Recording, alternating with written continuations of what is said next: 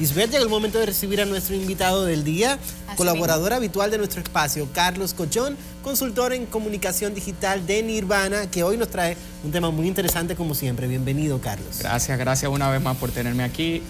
Quise venir hoy a hablarles de mercadeo viral porque es común escuchar a la gente hablar de viral, que se viralizó, que se compartió y esto, pero quizás pocos se detienen a pensar qué es lo que hace que la gente comparta las cosas que comparte en internet. Bueno, más que nada, o sea, hay múltiples razones, pero hay que irse como más que hablar de mercadeo como técnica, hay que hablar de qué motiva a la gente a compartir las cosas. Si lo pensamos por un momento, tenemos que hablar de cosas obviamente que hacen reír a las personas. O sea, cuando alguien encuentra algo que le da risa, lo dispara para adelante, por así decirlo. Pero también por otro lado, las cosas que sentimos que hacemos un bien al otro cuando las compartimos. O sea, a veces nos topamos en internet cosas con la que nos sentimos identificados y decimos, oye, fulano tiene que ver esto. Y ese sentimiento de tú querer compartir lo que te gusta es lo que hace que poco a poco las cosas que empiezan pequeñas se vuelvan grandes.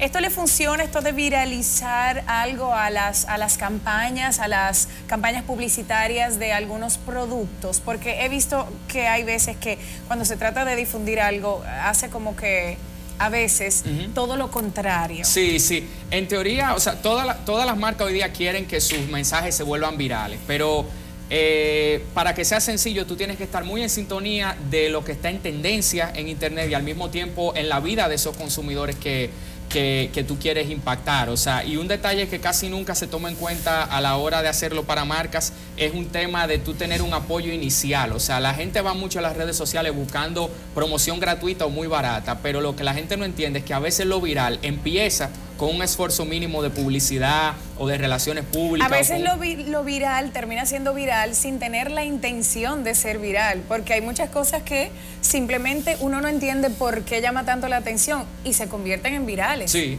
o sea... Y son cosas a veces naturales, Carlos. Sí, de hecho, uno de los temas que uno tiene con la gente que uno asesora y que uno trata de crear educación al respecto es de que si tú tomaste la decisión como empresa de hacer una estrategia viral, tú tienes que estar consciente que tú no vas a tener 100% el control de lo que va a pasar, porque llega un momento que la gente, si funciona, se adueña del mensaje y lo lleva tan lejos como lo quiere llevar. O sea, hemos tenido muchos ejemplos recientemente de cosas que empiezan como un relajo, por así decirlo, pero que llegan incluso a crear noticias fuera de la República Dominicana, porque es que se mueve tanto la conversación que medios internacionales se hacen eco y dicen, espérate, aquí está pasando algo, y a veces hasta lo imitan en otros países.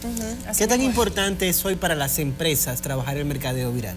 Súper importante, porque de hecho la relevancia de las cosas hoy día está viniendo en muchos casos primero en internet y luego fuera de internet. Entonces, el tema de tú tratar de crear conversación y de que esa conversación se vuelva viral resulta súper importante para tú ser relevante, te interese o no el internet. O sea, el internet es un jugador que tú tienes que tener pendiente independientemente de qué cliente tú tengas y qué tan activos sea en internet. O sea, vemos cómo los medios, la noticia nace y se mueve en internet. Vemos cómo a veces el internet es hasta más rápido en informar que los medios tradicionales, pero al mismo tiempo vemos que a los medios tradicionales les interesa que el usuario le comparta información para enriquecer lo que ellos están haciendo. O sea, es una realidad que está ahí, y el tema de lo viral, o sea, el entender el viral como una estrategia que tú tienes que tener en cuenta es súper importante. ¿Cómo manejan las empresas el feedback negativo que pueda generar una estrategia mercadológica a través de las redes sociales? Porque a veces ves una avalancha de comentarios malintencionados en ocasiones, otras veces muy espontáneos, que no todo el mundo sabe sobrellevar. ¿Cómo lo manejan las empresas? Y para adornar un poquito, o para también irme en la misma línea de Samiria, si tú nos contestas, hubo un comercial de televisión que se sacó con una de las Kardashians, una de las más jovencitas, con una bebida refrescante, una bebida de soda, que fue todo un desastre. ¿Cómo se levanta cabeza después de eso?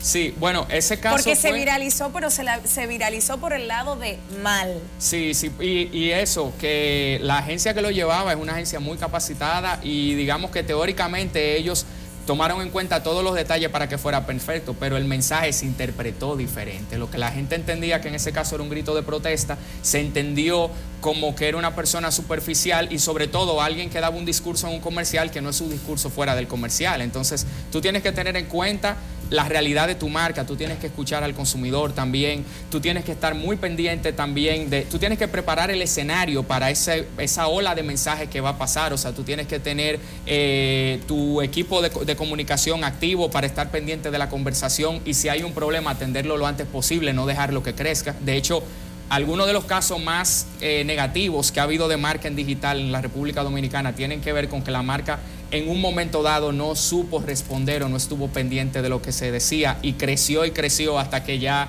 te generó pérdidas millonarias. O sea, han habido varios casos así.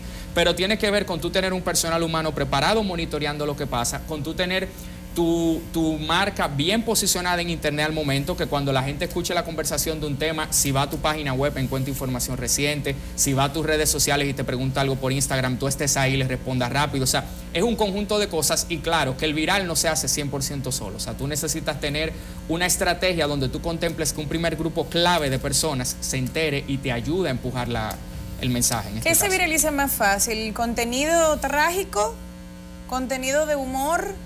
Videos de animales que he visto mucho, como de animalitos acariciando, abrazando, encuentros. Exactamente, exactamente. ¿Qué es lo que regularmente más fácil se viraliza? Bueno, mira, habíamos hablado al principio de la risa, pero hablamos también de temas con lo que la gente se identifica con su forma de pensar. O sea, cuando yo siento que así es que yo veo las cosas y eso se parece a mí, yo lo comparto. Pero también está el tema del morbo. Pero lo curioso es que el morbo que se comparte lamentablemente, por así decirlo, en redes, es un morbo que tiene que ser apto para horarios de oficina. ¿Por qué?